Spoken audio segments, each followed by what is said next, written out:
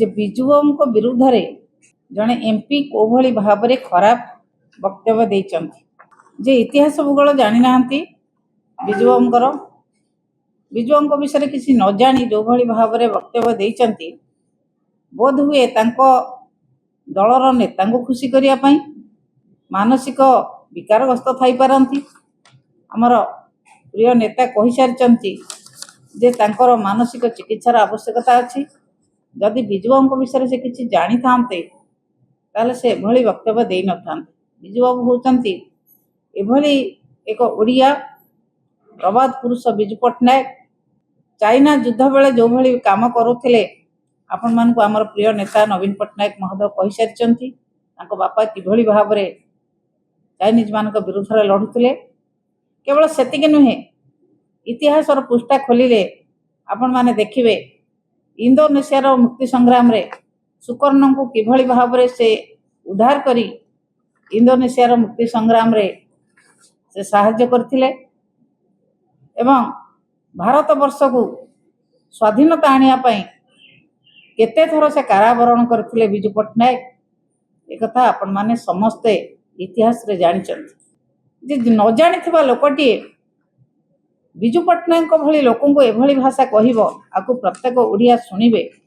ये बहुत कष्टदायक कथा। जो माने कहउचंती ओडिया अस्मिता कथा कहिकी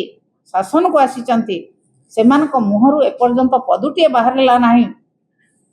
जे बिजु बाबू विरुद्ध रे तांकर दलर जड़े एमपी एभली भाव में वक्तव्य देले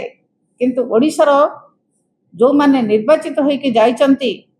एमपी माने एपर्यंत पदे कथा कहू नांती लोकसभा रे आमर राज्यसभा रे जो एमपी माने आम दलरु जाइचंती सेई माने आज राज्यसभा रे कथा उपस्थापन करिचंती एवं बिजु बाबू को जो भली भाव में असम्मानजनक कथा कह जाइछि ताकु प्रत्येक ओडिया निंदा करछंती। ओडिशार प्रत्येक मनीषक प्रति यह कष्ट देइछि। सारा भारत वर्ष रे प्रभु जगन्नाथ ना कहले जेभली भाव में ओडिया माटी को चिन्हती बिजु पट्टनायक ना कहले ओडिशा को चिन्हती। बिजु पट्टनायक होचंती एई भली जने नेता जहां को देखा करिया पई सेतबेलर प्राइम मिनिस्टर ओडिशा भवन आसुथिले एभली जने नेता आउ केही ओडिशा सृष्टि ही नाहंती एवं से जेतेबेले देहत्याग कले तांको उपरे रशियार जातीय पताका इंडोनेशियार जातीय पताका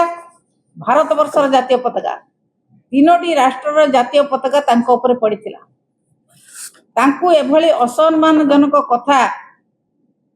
जने झारखंड रो एमपी एभली असम्मानजनक कथा कहिबा एक निंदनीय कथा। जो भली भाव में से असम्मानजनक कथा कहिचंती से लोकंक पाखरे क्षमा मागंतु ओडिया जाति पाखरे क्षमा मागंतु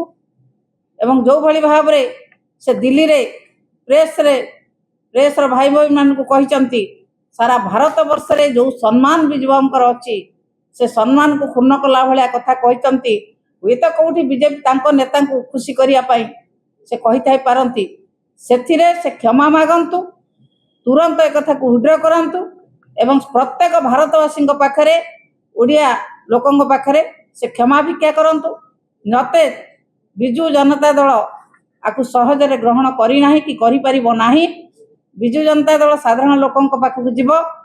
एवं बिजु जनता दल तार दृढ़ निंदा करुछि। जो भली भाव में निशिकांत दुबे असम्मानजनक कथा ओडिया माटी को ओडिया बरपुत्र को ओडिया जाति को असम्मान करचंती ताकू आमे समस्त निंदा करूछु।